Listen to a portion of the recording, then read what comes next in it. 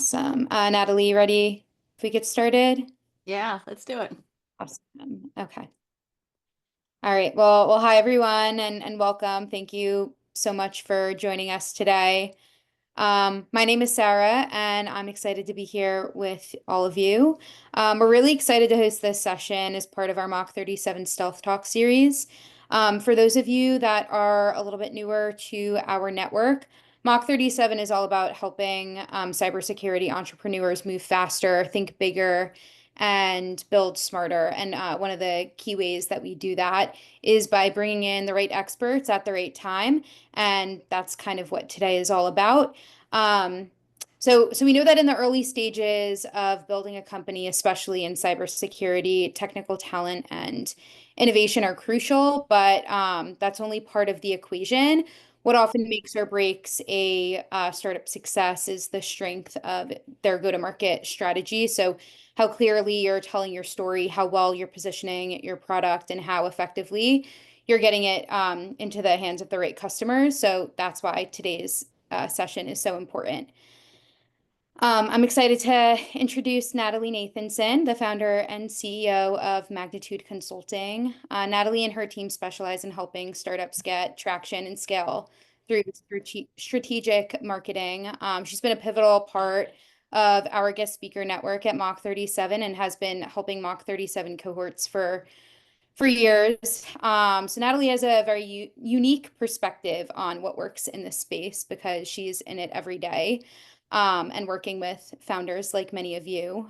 So today she's going to be sharing a little bit of guidance on how to level up your marketing and go-to-market approach. So with all that being said, please feel free to ask questions throughout. You can drop them in the Q&A feature on here, and we'll leave some time at the end for some questions. Definitely encourage you guys to take advantage of Natalie's time and presence here today. With that, I'll hand it over to Natalie and her team. Natalie, thank you so much for joining us today, and we're excited to have you. Take it away, Natalie. Great. Thank you, Sarah. And hello to everybody who has joined. I am very excited to be here. I'll introduce myself a bit more in a few. But as Sarah mentioned, I've been working with Mach37 for a number of years now and primarily leading the go-to-market and marketing sections in the accelerator. So today, really talking to the broader community, including a number of you who have been through the cohorts in the accelerator. So it's very much a passion area of mine. And I'll say, today will not be as much of the typical stuff that you would get in a kind of marketing 101 for go-to-market. I think you can find a lot of information these days on Google, on ChatGPT. What I really wanted to do was focus on kind of the real world and the realities of today's environment. And I think, as we all know, between AI and shifting market dynamics and the competitive landscape, there's just so much happening and so much changing that impacts the go-to-market. And so my goal is to bring a lot of that information to you. And as Sarah said, happy to answer any specific questions that anyone has. My colleague Gary is here, who leads our business development efforts, and will be monitoring the Q&A through the chat. And we'll make sure we save some time for that at the end of the discussion. So if we get started here, I really wanted to start by talking about, what is go-to-market? Because I do think it's one of those areas that, you ask 7 different people in different parts of the organization and you might hear 7 different things. And, really everyone is correct, but coming at it from different purviews or different vantage points. So, CEOs typically look at go-to-market as the growth engine. Sales and sales leadership might see it as kind of their playbook to close deals. Marketing often looks at it from the kind of brand and demand gen side. Investors really want to see kind of proof and validation for scalability. And I think it's helpful to kind of align on the definition early for the purposes of this discussion, but also to kind of recognize those different perspectives. I have definition I use is very holistic and really looking at how a company brings its value to the market, the brand, the positioning, the sales and marketing models, and then all the coordinated motions that turn strategy into revenue. So in the context of today's discussion, we'll really be focusing a lot there. I did want to very briefly introduce myself and my firm Magnitude Consulting, just to give you some more context for everything you'll hear today. So my own background, I've been working in marketing in the business-to-business tech sector for over 2 decades, really spanning kind of typical marketing, some business development, product marketing, sales enablement, and consulting, and started my firm Magnitude Consulting 13 years ago, where we work very closely with CEOs and founders to really align strategy and execution. So all the things we're talking about today, and how do you bridge from kind of the more strategic thinking and planning into kind of best-in-class execution, and knowing that that looks different at different stages of a company's growth trajectory. Especially with the focus for today's session on the growth stage and kind of how to move from early stage to growth stage. We know the stakes get higher, more complexity kicks in. So it's a very critical time in an organization, also a very kind of fun and exciting and rewarding one. If you go next here, just very briefly, our firm does specialize in working with clients in the cybersecurity sector. We've seen a lot of change over the last decade plus that we've been focused here. And I like to keep myself very available and accessible. So if folks have more specific questions or more nuanced to your environment, I'll give you some information at the end. But how you can get in touch, or happy to do any kind of one-on-one consultations with myself or a colleague. So I'll leave it at that for now, because I really want to dive into the content here together. But really starting with what's happening and what's changing in go-to-market. And I imagine some folks might be a bit newer to the go-to-market side of the business, especially if you're kind of a founder that comes from a more technical background. You may or may not have the full context of how much is changing. But really, driven by a range of factors. We have, the post-COVID tech ecosystem and kind of what that's looked like. We know increased cyber threats, increased competition in kind of the cyber vendor community.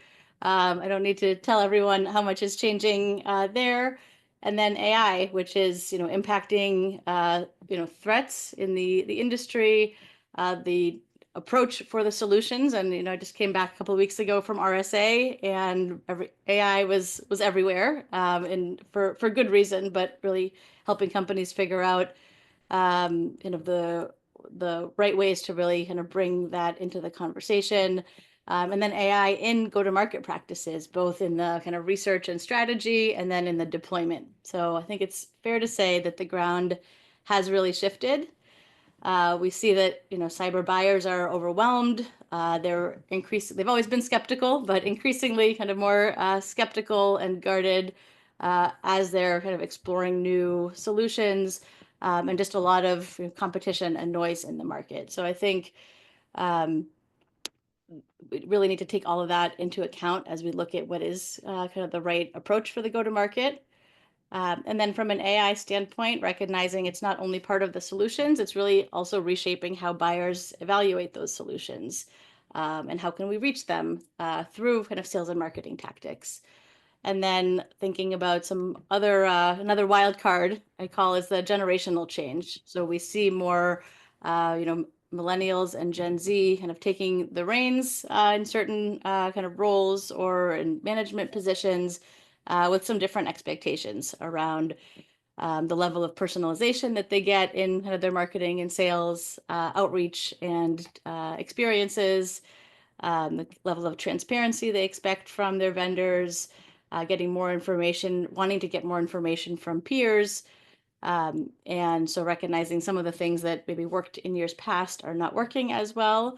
And on top of that, the skill sets that we need to be successful in go-to-market are evolving as well. Just to give you one data point or example of this paradigm shift, I think we all probably had the experience as users going into ChatGPT and kind of typing for help. We've just experienced, I think it was a couple of months ago, Google's search market share dipped below 90% for the first time in 25 years. And we see now 80% of users complete roughly 40% of their searches without ever clicking in. So that's just one tactical example about changes in how to optimize for search versus for LLMs, and not always having a user click through, and just seeing across each of the different areas of kind of marketing and sales programming, there's changes like this that are already happening, and the reality is we're still just barely scratching the surface. So, if the landscape is shifting this dramatically, how do we need to show up differently? I would say a lot of it starts with recognizing that the buyer journey is no longer that nice kind of clean and organized funnel that we're all used to. It really is more of a web, and can be a messy web at that. So some of the kind of linear nurture paths that many of us have been accustomed to now get turned on their head. The focus really needs to be showing up where buyers are. And for every client, depending on your solution and the industries that you focus on and the roles that you sell into, really meeting buyers where they are and being relevant where and when they're ready to engage. And also recognizing that you can have great personas and industry segmentation and all of that, but at the end of the day, buyers are also people. So even for the individual person to person level, different people like to consume content in different ways. They do research in different ways. So all of this kind of ups the ante for where and how you need to show up online. And I think if it can look or feel a bit chaotic on this graphic, it's unfortunately because it is. But I think being in the right places is really where you can earn the trust of your target market, build influence, all of those sorts of things. And it would be nice if every buyer started on the homepage and read your hero image and kind of navigated their way through. I think the reality is a lot of exploration of where to find new vendors and solution providers might start in a Slack group or a Reddit thread or a Google search after a breach, or asking ChatGPT what's the best tool for XYZ. And so really kind of designing with this context in mind. And we'll go into more detail about how to rethink this. But I would say from a high level, a few areas to really pay attention to are how to rethink your kind of channel mix. So what are the different kind of tactics and programs that you use to engage your audience? The second is around how to refine your messaging and your segmentation. Third is looking at your systems and your processes and making sure they're conducive to the realities of today's environment. And then lastly is strengthening that internal cross-functional alignment, both to meet buyers where they are, and also as your organization grows and you are in that kind of growth stage mode, a lot of things can and need to look differently from a go-to-market standpoint. So with that in mind, I wanted to just call out some of the areas here. And as I've been mentioning, right, today's buyers are not necessarily the same as who they were a couple years ago. Imagine some of you are already feeling this, but cyber buyers are often more risk adverse, more skeptical, they're more empowered, and want kind of the buyer journey to go as they expect, and spend more time in private peer networks, so private groups, or consuming content quietly, and might engage vendors differently than they were in years past. So I think both looking at what's changed in the cybersecurity buyer profiles and behaviors, and then also thinking about from a targeting standpoint, some things that might have served you in the early stage mode might not work as well as you're moving into growth stage.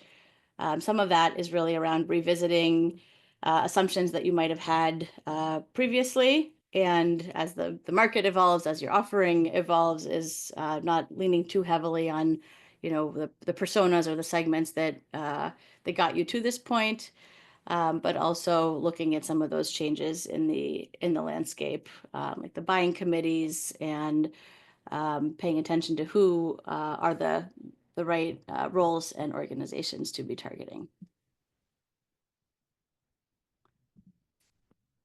So I recognize that go-to-market can feel overwhelming to many, and there's so much involved. There's the branding, the messaging, the sales process, the campaigns, the metrics, the tools. I always like to think of how do we simplify this as much as possible. And so this 4M framework we use is really around simplifying to the 4 pillars: the market, the message, the mechanism, and the metrics. And this is how we structure go-to-market planning and really pinpoint what needs to evolve as companies look to scale. I like to think of this sometimes as an orchestra, right? You need all these areas working in tandem. They do build on one another, and we'll kind of talk through some of that flow in a moment. But if we look first at the market, is really, who has the greatest need for the solution? Where do you have a competitive advantage? And whereas, growth stage companies might start wider, but oftentimes as you look to scale, really necessitates sharpening that focus, and doing that based on data and not just on instinct. And we'll talk a little bit later about making sure you are both kind of analyzing the market to get the right data, but also have the right data and insights in your own kind of internal systems. With that in hand, we define the message and what do we say to prospective customers or existing customers or partners to resonate, to differentiate, and really align the problem you're solving with kind of what that audience cares about. The mechanism is all about the tactics, so how you reach, engage, and acquire customers, and choosing that right mix of marketing programs and channels based on what will resonate with your buyers. And then lastly is metrics and measurement. Really, how do we know what's working? What do we track? What is the data that's going to help inform our decisions? And it goes far beyond just reporting. It really includes a lot of the feedback loops across, between the market and your internal environment, as well as looking at the feedback loops internally and maybe between different departments that are involved in your go-to-market, like sales, customer success, and marketing, as examples, and be able to optimize based on that in efficiently. So I want to talk a little bit about foundations, and really what it takes to be successful across those 4 go-to-market components. I would say, if you go back one, Gary, it might sound a little counterintuitive just in a time when everything's moving so fast to focus on the foundations. I think it can be very tempting to skip ahead to the execution, especially under the pressure to continue to perform, drive results, grow those results. But I would say, especially in an AI-driven and automation-heavy world that we're, again, just barely scratching the surface of, skipping this step and skipping the foundations becomes very costly, and I would say more costly than in years past, because it's really out of that strategy that you get the clarity, the focus, the internal alignment that helps you kind of point your resources and automations and execution in the right direction. And so let's talk a little bit more about what that includes. Great.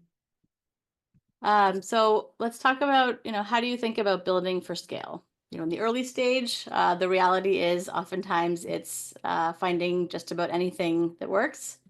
But then as you move towards that growth stage, the challenges shift. So it's now about building the strategies, the systems, and the structures that can scale. And with this kind of a framework, it's really thinking of what are those critical elements that support you towards that shift. There's a mindset shift that I think is very important and often underestimated. But then there's also, operational shifts. You're working at a different scale of, budgeting and investment, which, in large part does go back to just recognizing that you're entering a different mode in the business and need to kind of think and work differently. I would say, the foundations, the the biggest risk is not having a lack of activity, but that lack of clarity. So I was talking about that a moment ago, but really making sure that you have crisp positioning and clear segmentation and a messaging system that reflects kind of all the different audiences that you need to engage. And these foundations are really kind of a big core of what sets you apart and really drives all of your go-to-market activities. The internal alignment, you can think of it as the glue of your like cross-functional teams involved in go-to-market. And as you're working, you really can't afford to not have marketing and sales working in tandem. And I'm talking a lot about marketing and sales in the context of the go-to-market, but I think recognizing the role of customer success and product in this is also very important. And I think customer success is often left out of revenue conversations, but we want to make sure that you're bringing the feedback loops in with them, that they're involved in the programming. It's often an area of untapped opportunity, and looking not only at new customer acquisition, but kind of the retention and expansion as part of that. Next is the execution, and really looking at what are the right channels to deploy, and recognizing that more isn't always better or necessary, but really, what are the right programs for your stage and for your buyers. And that often does mean having integrated programming and having a holistic and more robust digital presence than maybe you were able to get away with before. But also really doubling down on ideally, like, what are the 2 to 3 top like high impact go-to-market motions for your organization, and being very disciplined around where you focus those. And we'll talk about that a bit later in the discussion as well. And then lastly is enablement. And a lot of this refers to the infrastructure that helps make that scalability possible. So your technology, like your sales and marketing tech stack, your team structure, your processes, and just general readiness. So do you have the capability to collect the right insights, act on them, adjust quickly, and really looking at that as a critical component to the ability to scale.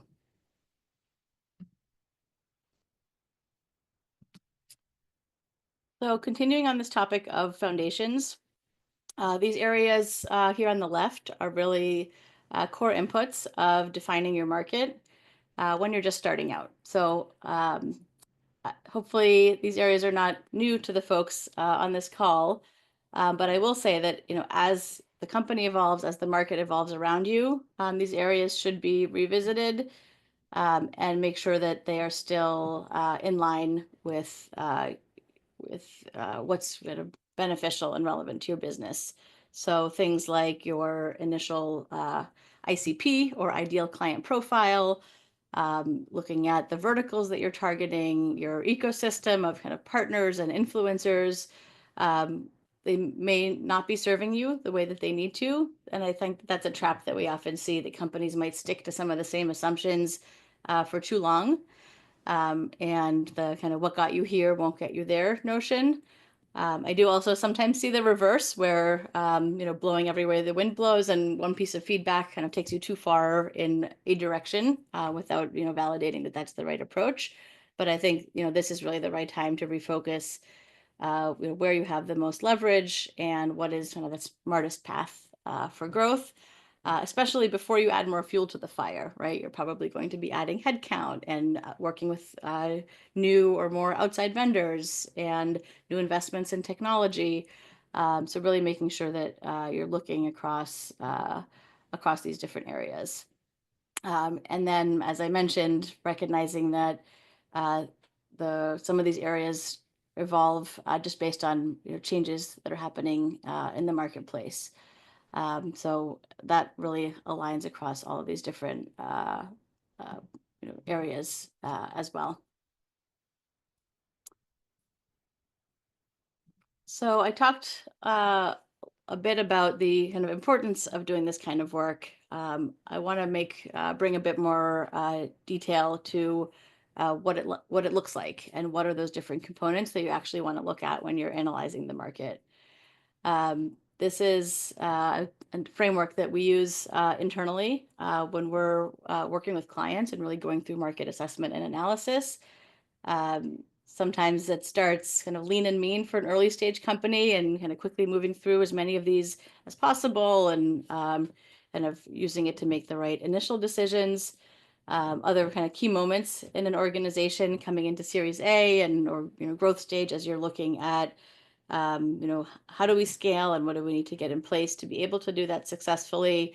But it's also the kind of thing you should be looking at whenever there's something major happening in your business. I often refer to them as key moments. So launching a major product, or if you're considering or have acquired another venture, entering a new market.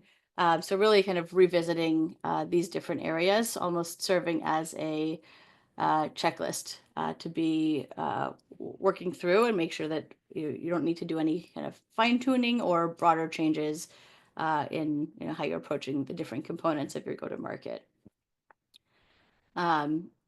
With that, I would say that there's a blend of qualitative and quantitative data that goes into this.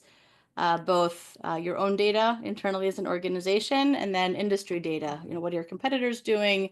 How are they messaging? Where are they spending their marketing dollars? What's happening more broadly in the industry or the category that you play in? And then also remembering that for this kind of analysis, AI can be hugely beneficial. I'll caution that it really does need to be done right, and I think that is something I would underpin on a lot of this. Is I think it's never been easier to use AI to create mediocre content or to think you have a really smart analysis because it sounds good and that it doesn't actually have all of the details, all the nuances of your business, of your environment, of knowledge of what's in place, all of those sorts of things. So yes, to using AI at various points through this kind of analysis, but really making sure that that's being done in the right way. I'm certainly happy to connect with anyone offline to share any kind of tips or guidance around what we've found to work really well here. And so if we go on here to the next area, I don't want to spend too much time on this, but I do want to close out the discussion on foundations and just mention that these are kind of 4 areas you want to make sure that you have in place, and again that they've been revisited or reworked to prepare you for the next stage of your business. These elements really are the building blocks of how your company shows up to the outside world. Those of you who have been in the Mach37 Accelerator sessions with me, this probably looks familiar because oftentimes you are working through all of these areas for the first time. But I would say, at the growth stage, before you scale up campaigns or ramp your selling efforts, you want to make sure that these areas are spot on. And not only that they're accurate, but that they're documented. And this might be something that's different from that early stage to kind of as you're kind of growing and maturing as an organization, is making sure that the documentation here is something that you can then use to share internally with your team as you hire new team members, as you bring on new partners, as you bring on vendor partners as well, that you are really making sure everyone understands, what does your company stand for? Where do you sit in the market? How do you want to be known? What are you known for? All those different components really need to go hand in hand. And then I don't want to spend much time on this, but just to give you an example of what it looks like to document one of these areas. This is a messaging framework. So kind of covering all those different components that inform a company's messaging and using it as a single source of truth that then gets turned into the various materials for your internal team, for onboarding kind of new partners, communication out to the market of prospects and analysts and different layers of messaging. We do have some of these as templates for folks to download. So if anyone's interested, certainly happy to share that along. But I just wanted to share that example because I know it can be tempting to want to skip over the documentation piece, and it's both to kind of have that clearly and succinctly articulated so that everyone's kind of singing to the same tune. But then also, I think increasingly in the kind of AI and automation world that we're living in, these also become some of the kind of foundational assets that you need in order to get the most kind of mileage out of those platforms and to get quality out of them as well.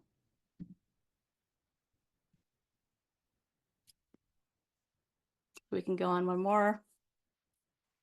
All right, so let's talk a little bit more about execution and scaling. So I would say once the foundations are locked in for now, knowing that that's a bit of a moving target, we can then more confidently focus on the execution.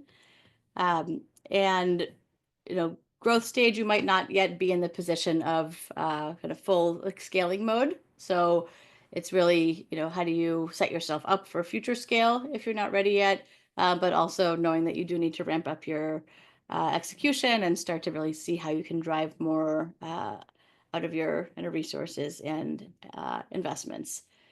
And really focusing on how do you do the right handful of things well, rather than trying to do everything. And so in that vein, we'll go on next to talk about some of the core go-to-market motions to be looking at or considering. You're probably using kind of one or more of these currently in your efforts, but really aligning to based on your buyer journey, your current kind of selling model, what are the right areas for you? And then building out the kind of well-integrated programming around them. I would say a lot of teams that we see might still be running kind of early stage hustle playbooks well into their growth phase. And that's okay because, it's a startup, we do what you need to do, but recognizing that the volume grows and that doesn't always scale. And so really looking at what are the right areas for you and knowing that there is no one right combination. It really depends on a range of factors within your organization and your environment. But I thought I would comment on a few here.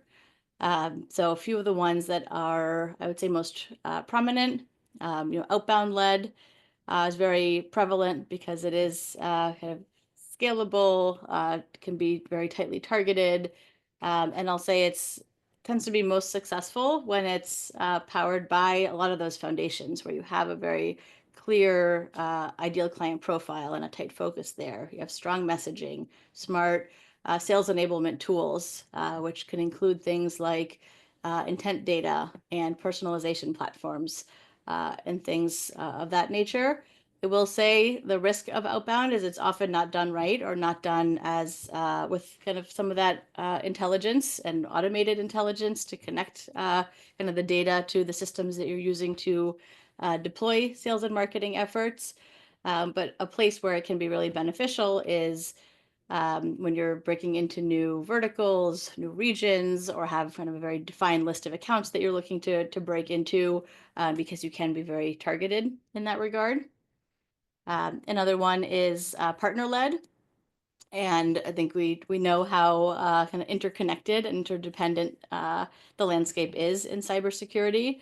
Though I would say additionally, the buyer skepticism is another area that points to a greater focus on kind of partner-led go-to-market motions. Right, so working with kind of resellers, MSSP, advisory firms, so the audiences that already have those relationships really helps to break down some of the trust areas or trust challenges. And this in particular can work really well in regulated industries or if you're selling kind of mid-market or enterprise segments. And often in the growth stage, if you've been more kind of channel focused, you might add direct or vice versa. And oftentimes in the early stages, we know we need to prioritize because resources are just very constrained. And then community-led, I would say, is an area that's gaining traction and often underrated in its impact.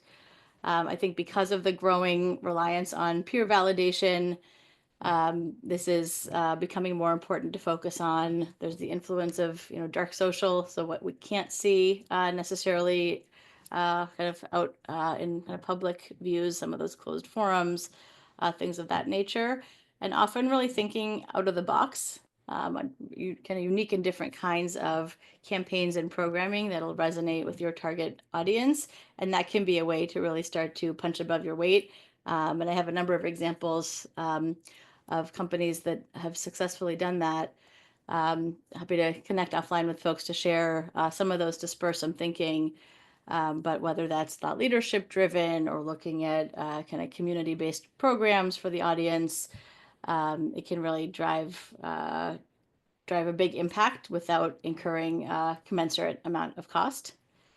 And then lastly, I'll say that inbound is an area that can be very important and beneficial, but recognizing that the costs of digital lead acquisition is rising, and the changing search behaviors and things like that we have shared just requires that inbound led go-to-market be have a very discerning eye towards what the current landscape looks like and the realities, and being clear, kind of going in eyes wide open around what it's going to take to be successful there, and making sure that as an organization you have the skills and the commitment to make that successful. So I want to talk a little bit about sort of marketing investments at this stage. So what are those areas that you should be kind of thinking and planning around? And we all know we can't do it all kind of right out of the gate. There's thinking about budget limitations, mind share, the time of the people involved, and the realities that your organization needs to continue to drive results, and can't stop doing the things that are working. So it's really around where to invest right now for impact and what kind of should go on the roadmap. So I'll just highlight a few here. First, I would say, under the strategy projects, all of these are important, but I would say the often overlooked area is around segmentation and the ideal client profile refinement, because getting this wrong really throws off everything downstream, because so many other kind of assumptions and activities rest on getting this right. In terms of staffing and talent, you want to think more broadly, so not just kind of headcount and who are you adding, but what is the coverage of the different skill sets that you need. Can look both what to build internally and where to bring in outside support. And I'll talk a little bit more about that from a marketing standpoint a bit later on. But I think important to today's environment is also realizing that there are different skill sets needed today in the marketing functions than what was necessary years past. And so internal marketing leadership is to be a very strong generalist, knowing kind of where, when, and how to pull in the right specialists, be really great orchestrators. And we talk a lot about this internally, is using kind of current technologies and AI and automation and all of that, kind of ups the ante for each individual person, to have a very critical eye towards what they're getting out of it, what the different kind of bodies of work need to look like. And then also for marketing needs to have more of a kind of systems thinking and operationally minded, workflow minded vantage point into the kind of programs and strategies that they're developing. And so sometimes that means looking at kind of different profiles for who you need to bring on board than what you needed, in years past. From a tech and tools standpoint, I have a lot to say here. I will cover this in a bit more detail on a separate slide. But I'd say the sentiment here I'd love for folks to take away is recognizing that what got you here won't get you there, and that these are sometimes the less sexy parts of the go-to-market, but they're very critical towards getting your organization to those next milestones. And then lastly, under the programs and campaigns, is really looking at what are the highest leverage points of those investments. So account-based marketing and partner enablement are often high leverage points at this stage, but underused or maybe not implemented or deployed correctly. And then a second area I would call out is not always appreciating the impact of a well-planned and well-executed digital presence. And so missing opportunities that span your demand gen, your brand visibility, your visibility among kind of partners or potential investors, depending on kind of where you are and what the needs are of your organization. And I'd say especially because digital is more likely to get relegated to junior staff, thinking, they know the technology, they're comfortable with today's technologies, but the reality is they're not always seasoned in the way that's needed to really have the right lens to look at kind of a digital presence and kind of what are the important places to focus on.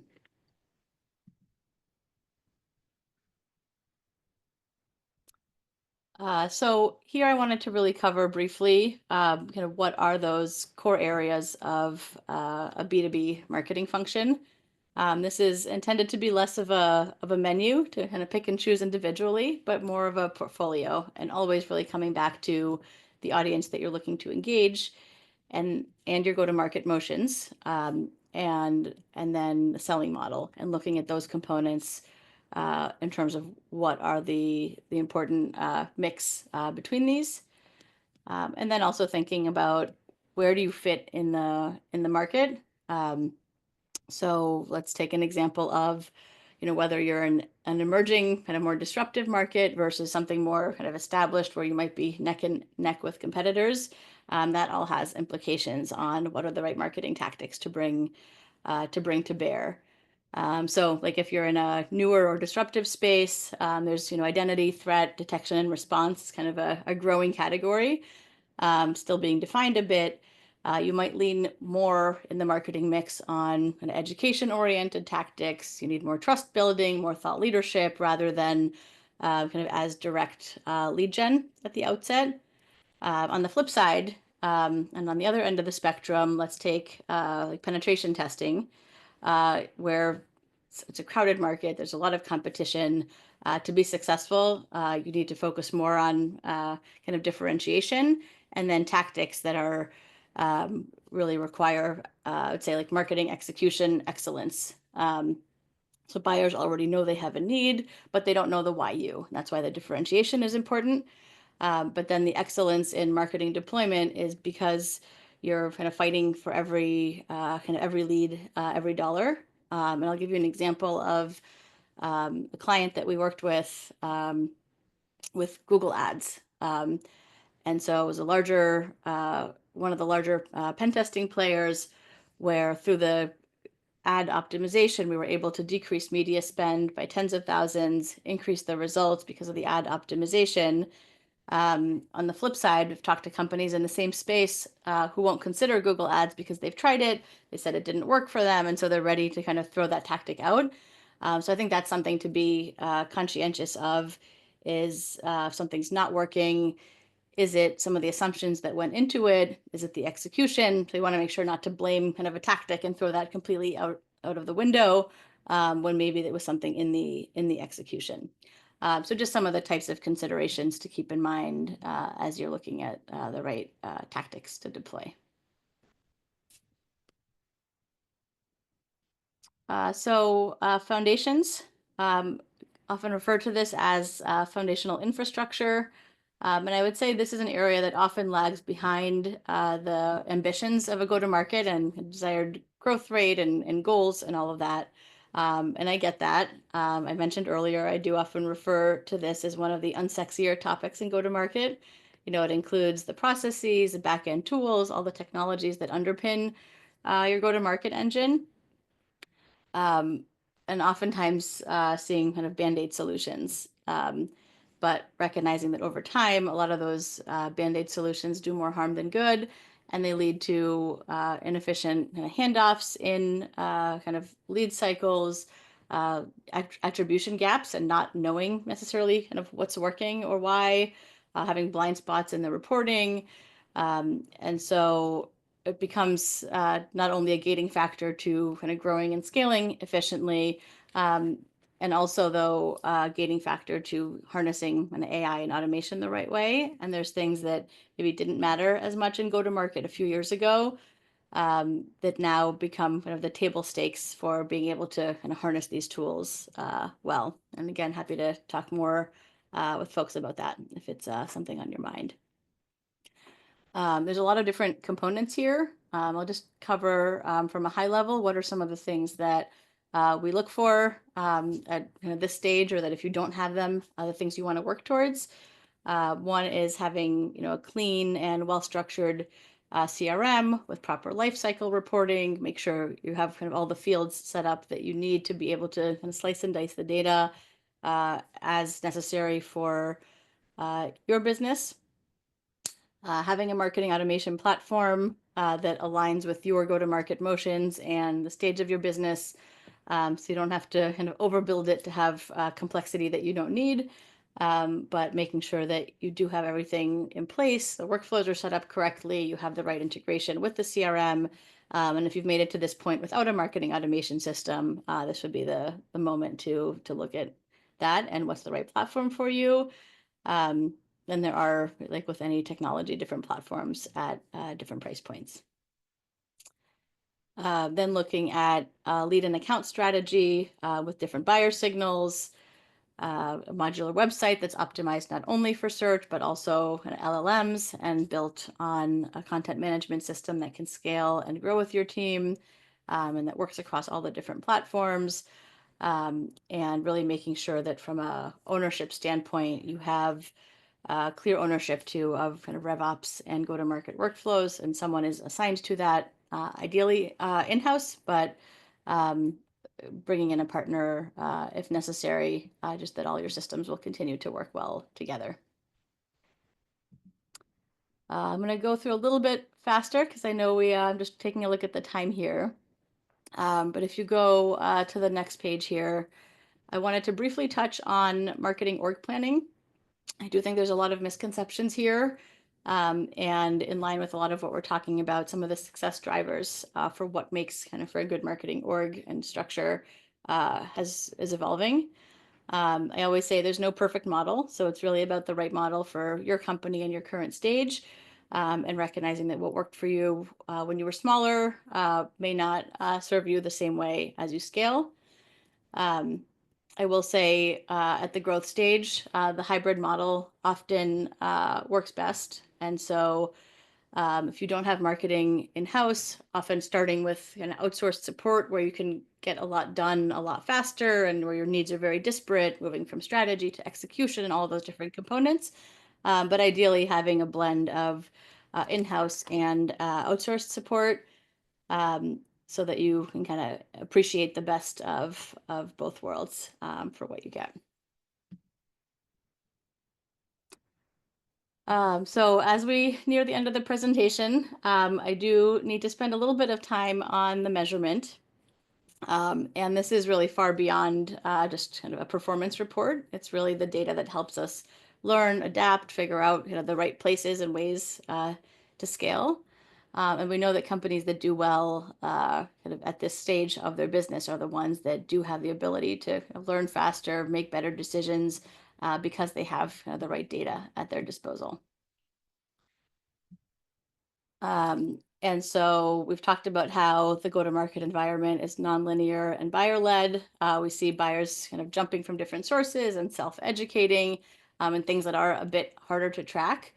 We do, to some degree, need a new mindset about metrics, but really measuring the different signals, the different components of the business from goals around retention, expansion, customer engagement, as well as new client acquisition.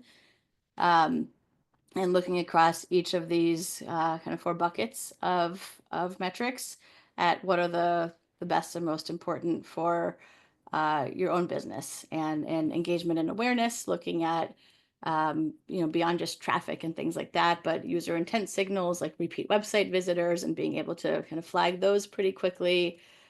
For pipeline health, tracking kind of across the funnel, and also looking at both leading and lagging indicators. And anyone here that uses EOS, like Entrepreneur's Operating System, is probably already well familiar with leading and lagging indicators, but really making sure you have visibility early enough in your process to make a change or do something about it, rather than only once it's too late and you realize some of your metrics were pointing towards poor performance.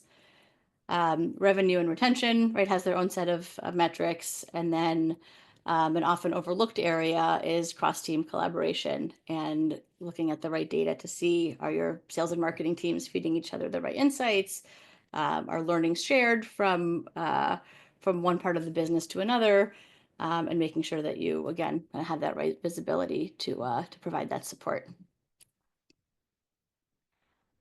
And then I'll just leave you with this one last thought is before you prepare to scale, ask yourself, is your operation ready to support it? So oftentimes thinking about like, what is your weakest link? Is it that strategic focus? Is it the current team? Is it the kind of tech and kind of foundational or operational back end?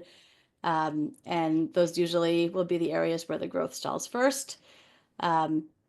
So really doing a bit of a kind of self-assessment of kind of how's your organization stacked up here so that you are kind of preparing for that scalability. And with that, we can go into Q&A. I can stay on some extra time depending on the questions that we have. But I'll kind of first, before we open it up to questions, just say thank you to everybody. We have some information here. Happy to schedule complimentary consultations with anyone in the Mach37 ecosystem. Depending on the topic, it would either be myself, one of our fractional CMOs, or a specialist in a particular functional area of marketing. So happy to connect more specifically about your questions and environment, but also a lot of different resources that we have. So you can check out our site. You can reach out to Gary or myself, and we can connect from there. Great. And we do have a couple questions, Natalie. First and foremost is, and guys, if you have any other questions, obviously throw them in the Q&A for us. But the first question is, where do go-to-market strategies most often end up breaking down executionally? Yeah, so I would say, like a little bit as we talked about earlier, jumping too quickly to the tactics without some of that foundational clarity. So not necessarily being able to connect the strategy into the execution, which could be around kind of the ideal client profile, the messaging, etc., or that execution isn't matched to your current stage. So you might still be kind of running too many things as in an early stage in a hustle, and not looking at how do we put the programs in place that are going to be able to scale with us. So really comes down to prioritizing and then making sure that you have the right resources to translate kind of that strategy into execution and have the confidence to know that the execution is being done with kind of all of the kind of modern tools and practices in mind.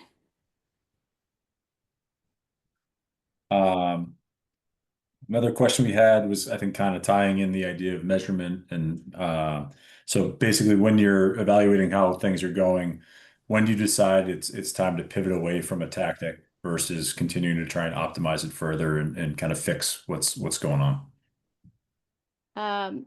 Yeah, I think so. First is like asking, is the strategy right, but the execution off? Or are you targeting kind of the wrong buyers? And so usually you can do that pretty quickly. Like a senior like digital person, assuming you have kind of the right data at your disposal, will be able to kind of take a look and see, is it the execution of that tactic, or is it kind of not the right tactic for you? Like in our environment, it's both our kind of market strategist, so a strategist that knows the cybersecurity industry and the personas and all of that, paired with the digital strategist who knows all the ins and outs of what to look for and how a campaign was set up, how is it performing, And bringing those two kind of skill sets together really helps you look at where was the issue in that process, and making sure you're giving things enough lead time, because we know different tactics take kind of different lengths of time to come to fruition. Just to give a simple example, Google Ads, you set up a campaign and right away you start kind of driving new kind of traffic activity, hopefully leads. Versus something like search engine optimization, you could do all the right things, but even kind of the best execution takes time to really kind of bring to bear the full kind of benefits and impact of that. So also just making sure you're kind of going in with eyes wide open around what it takes to be successful. Great. And then we did have one other question, which I think we have enough time to address. So for growth stage cyber firms, what's the best way for them to focus on standing out in the market beyond just their messaging and branding?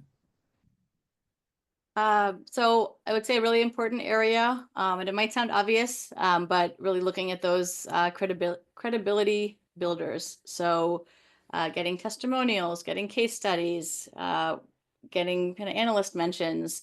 And I know, in cyber, it can be hard to get the named testimonials, the named case studies, but there are numerous ways around that to still get those credibility boosters. Um, and looking at how do you do the right kind of storytelling, how do you kind of show the kinds of clients you already have in your portfolio, can be one way. I talked about kind of out of the box campaigns and being able to punch above your weight. You have to have I'd say like an appetite to take a little bit of risk and be okay that you might put some pilots in place that won't succeed. But then you can also get some like really big home runs that you get a lot more mileage out of than what you invested. Or they also help to support your brand, and you can be known for things outside of only kind of your core solutions. And again, just that clear like differentiation and being clear on who you are, who you're best for, how are you different than your competitors. Um, doing that right and then translating that into messaging really helps you stand out.